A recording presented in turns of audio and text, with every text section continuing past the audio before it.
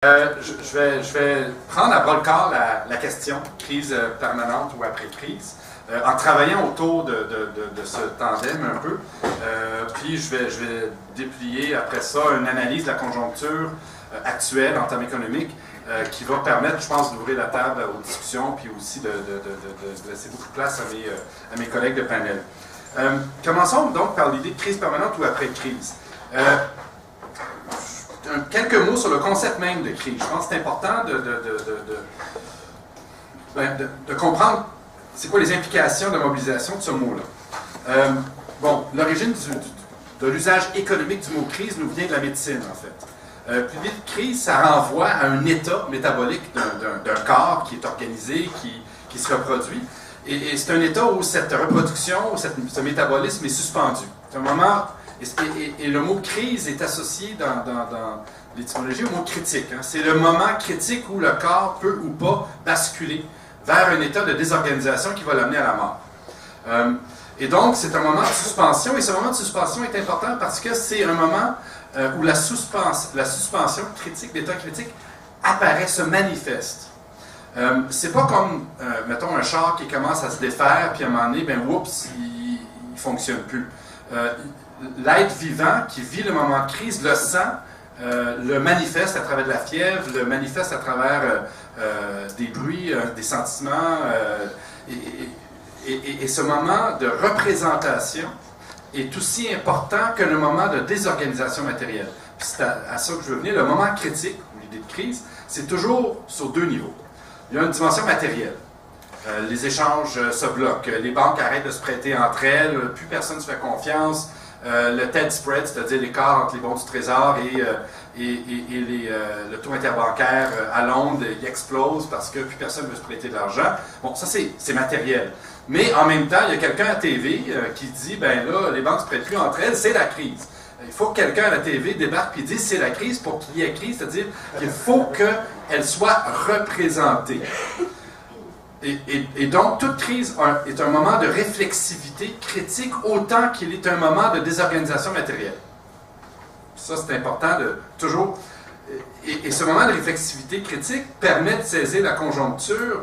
Et puis, il y a toute une longue tradition en économie politique critique dont on fait partie, nous, où nous, on a tendance à voir dans la crise un moment... Bon, évidemment, on déplore la dimension matérielle de la crise, on se dit, ben, les gens vont souffrir, les emplois vont se perdre, les entreprises vont faire faillite, mais sur le plan de la réflexivité critique, on a tendance à valoriser ces moments-là en disant, ça nous donne une prise sur la société pour la transformer, pour aller vers un monde meilleur. Et donc, on a un rapport très ambivalent aux crises. D'un côté, on les déplore, et de l'autre côté, on les voit comme des occasions à saisir. Et c'est une longue tradition dans la gauche, en fait, qui remonte au 19e siècle, de voir la crise comme une occasion autant que comme un problème. Alors, à partir de ce moment-là, est-ce qu'on peut aujourd'hui dire qu'on est encore en crise ou qu'on serait dans une crise permanente? Moi, je vais arguer que non. Je vais être déprimant ce matin. Je vais dire que, malheureusement, on est retombé dans une normalité nouvelle dont je vais parler et je vais décliner cette normalité nouvelle à travers trois dimensions, trois dynamiques. Donc, trois dynamiques d'après-crise. Il y a peut-être une, hein, on a parlé en 2008 d'une triple crise. On avait la crise financière, on avait la crise de l'économie réelle, c'est-à-dire l'explosion du chômage, des entreprises qui commençaient à mettre du monde à pied, à diminuer leurs commandes, carrément à faire certaines d'entre elles faire faillite, se restructurer, se réorganiser. Et on avait une troisième crise qui était la crise écologique. Comme on l'a dit, on a arrimé à ces deux autres crises, la crise écologique. Je pense que c'est peut-être la seule qui a encore une résonance actuelle. Et même celle-là, je vais essayer de vous montrer que le moment de représentation, malgré la matérialité de la crise écologique, la représentation, la réflexivité critique qu'on a sur cette crise, elle est rendue problématique par une des réponses à la crise de 2008 qui s'appelle l'extractivisme, que je pourrais résumer par anticosti pour la conjoncture québécoise. Donc, moi, je vais plutôt parler d'un retour vers, qu'au moins sur le plan de la réflexivité, de la dimension de la crise comme représentation, on est retourné vers une certaine normalité où finalement on n'a pas une prise sur la société comme on a pu l'avoir entre 2008 et 2012. Et donc, ça m'amène à constater que c'est une crise qui a été gaspillée. Et pas par nous, Mais je dirais que on dit toujours une crise, il ne faut jamais gaspiller les crises, c'est important. Eh bien, celle-là, malheureusement, je pense qu'elle a été gaspillée. On est dans cette nouvelle normalité dont je vais parler. Alors, cette nouvelle normalité, je la vois trois dynamiques économiques centrales. Financiarisation et nouveau cycle financier.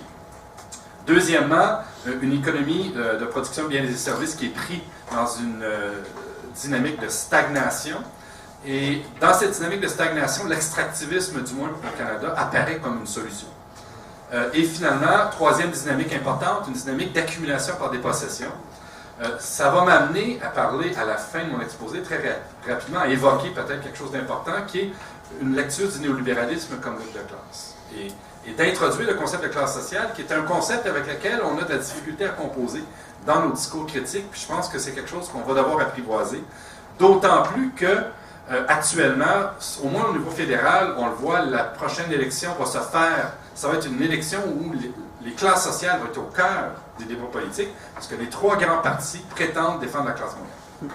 En déclin, mise à mal, hein, les trois. Donc, il y a une classe sociale, pour le meilleur ou pour le pire, qui va être au cœur des débats politiques dans les 2-3 prochaines années. Et donc, je pense qu'il va falloir, et j'amène pas des solutions, j'amène beaucoup plus des questions. Bon, financiarisation et cycle financier de notre économie, c'est la première dynamique économique.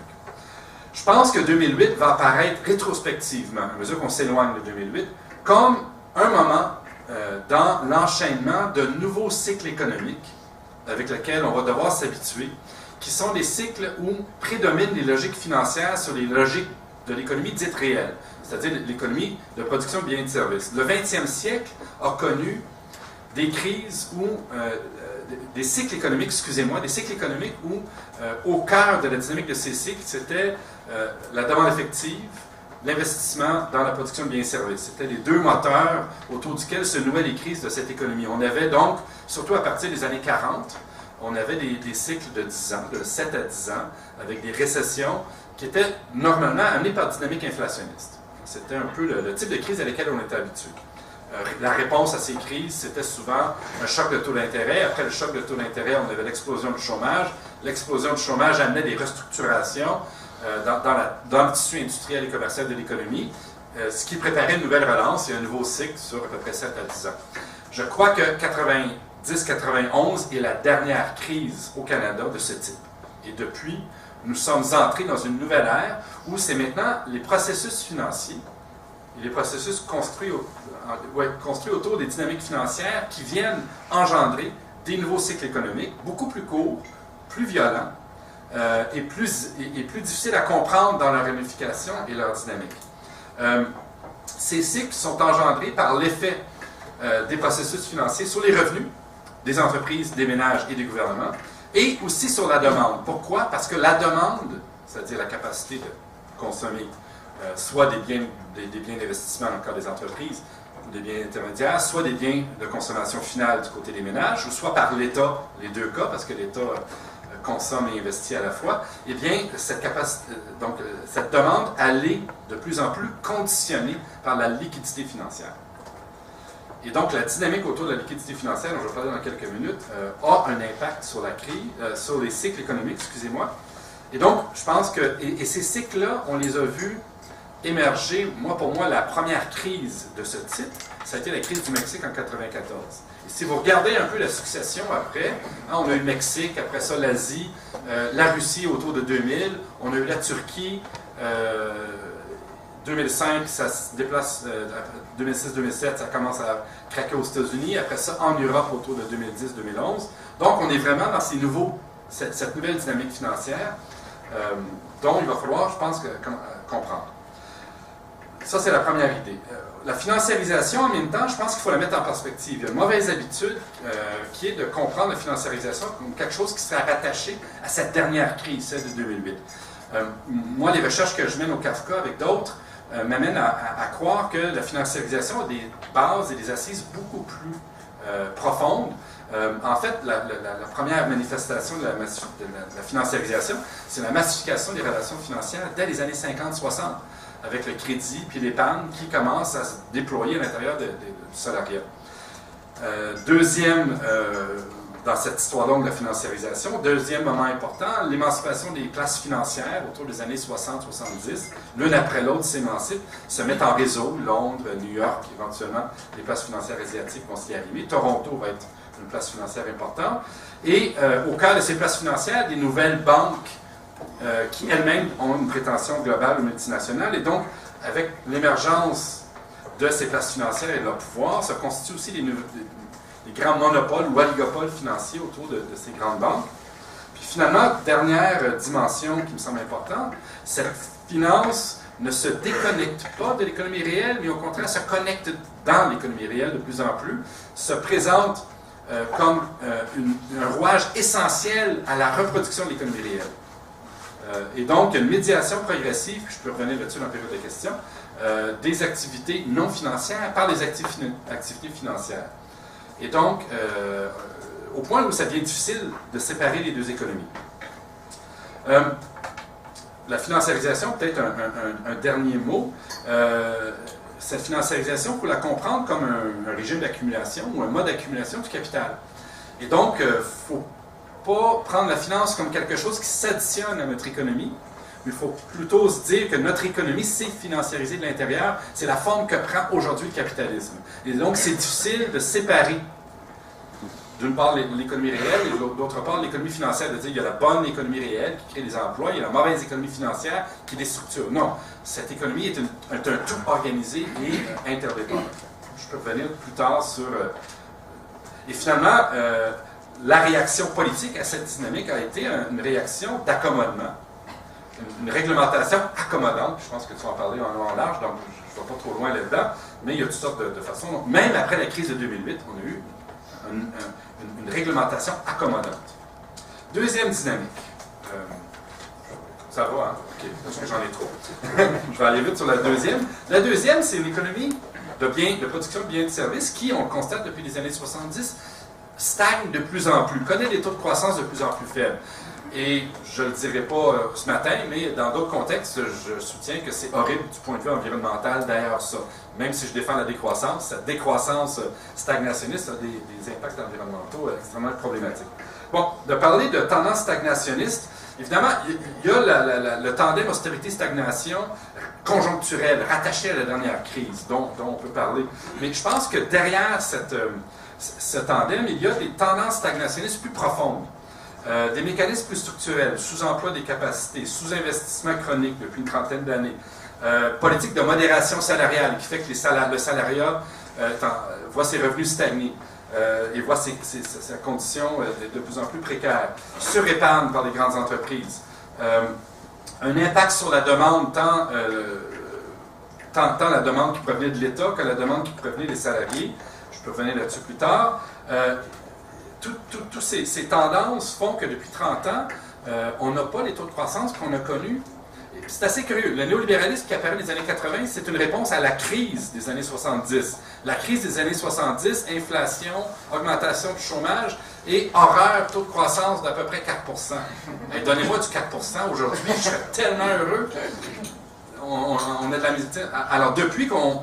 Et donc, ça, c'est un des paradoxes de la période actuelle, cette stagnation. Et là, de dire ça, mettons, moi je disais ça il y a 2 ans, j'avais l'air d'une espèce de lunatique. Maintenant que Larry Summers l'a dit aux réunions du FMI, là, je suis quelqu'un de très mainstream. Et la thèse de Summers est intéressante parce que lui est allé plus loin que beaucoup d'autres. Je n'étais pas le seul, on était plusieurs à le dire. Larry Summers, il a dit, écoutez, les 2 dernières décennies, s'il y a eu la croissance aux États-Unis, c'est essentiellement parce qu'il y a eu des bulles d'actifs. C'est des bulles d'actifs qui ont nourri la croissance, sinon il n'y en aurait pas eu. Et on prend cette idée-là, puis on la ramène au Canada, ou même au Québec, on se dit, mais c'est quoi la bulle d'actifs qui permet de penser qu'il peut y avoir de la croissance au Canada dans cette situation de stagnation séculaire? 5 minutes, parfait. Mais il y a une bulle d'actifs au Canada, c'est l'actif carbone. Puis, donc, on a eu de la croissance au Canada essentiellement compte tenu de la dynamique des sables bitumineux. Et au Québec, en ce moment, on est en train de se dire qu'on va se sortir de cette stagnation en se fiant à ce miracle, à cette manne de richesse qui s'appelle Anticosti et les hydrocarbures extrêmes. Et donc, on est dans une dynamique où la stagnation relative de l'économie réelle engendre une pression à la financiarisation et une pression à l'extractivisme comme réponse politique réponse de politique économique. Et toutes nos politiques économiques se construisent autour de l'extractivisme comme solution à la stagnation de l'économie réelle. Nos politiques commerciales, nos politiques industrielles, regardez le budget Merceau, et nos politiques environnementales. Hein, ça, c'est le pire, c'est que notre politique environnementale allie extractivisme. Troisième dynamique, et je vais vite puisqu'il me reste juste quelques minutes, accumulation par dépossession.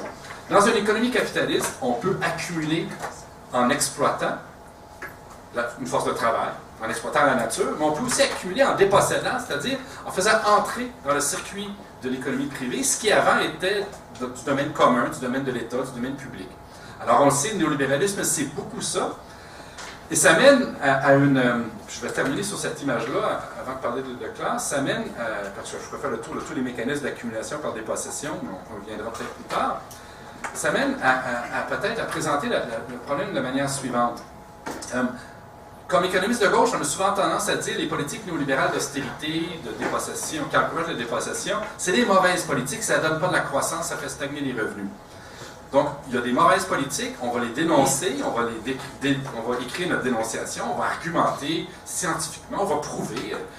Mais peut-être qu'on parle à un mur, parce que peut-être que l'élite d'affaires s'en calisse de la croissance.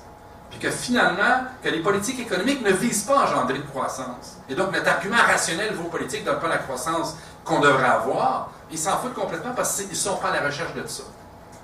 Les politiques de dépossession, d'austérité, visent peut-être plutôt autre chose. Et ça m'amène à terminer sur une idée, et parce que là, je pense que j'ai utilisé tout mon temps, mais qui va permettre peut-être qui est que on est peut-être dans le néolibéralisme, on l'a souvent présenté comme une doctrine, comme une idéologie. Les gens croient dans quelque chose, ça les amène à adopter les politiques X, Y, Z. Mais il y a une autre façon de comprendre le néolibéralisme, je pense au géographe David Harvey, qui dit c'est peut-être une politique de restauration du pouvoir de classe, qui a été mise à mal les années 70. Cette politique de restauration d'un pouvoir de classe se présente sous la forme d'une lutte de classe. Entre la croissance et la restauration du pouvoir, l'élite va toujours choisir la restauration du pouvoir, va dire Harvey. Et donc, on est peut-être pris malgré nous, depuis 20 ans, dans une lutte de classe, par le haut, menée par le haut. Et nous, on a de la misère à répondre en tant que classe, on ne sait pas trop comment on va répondre. Répondre en tant que membre de la classe moyenne, on pourrait revenir plus tard dans la discussion, c'est assez problématique. Répondre en tant que prolétaire révolutionnaire, c'est du délire. Et donc là, ça va être quoi notre base pour répondre à cette lutte qui nous est menée? Et je pense que cette question-là va être une question importante maintenant qu'on est sorti de la crise et qu'on est dans une dynamique plus longue et plus peut-être calme de conflit social. Je pense que là, commencer à pouvoir trouver une réponse à cette question va devenir important. J'arrête là-dessus.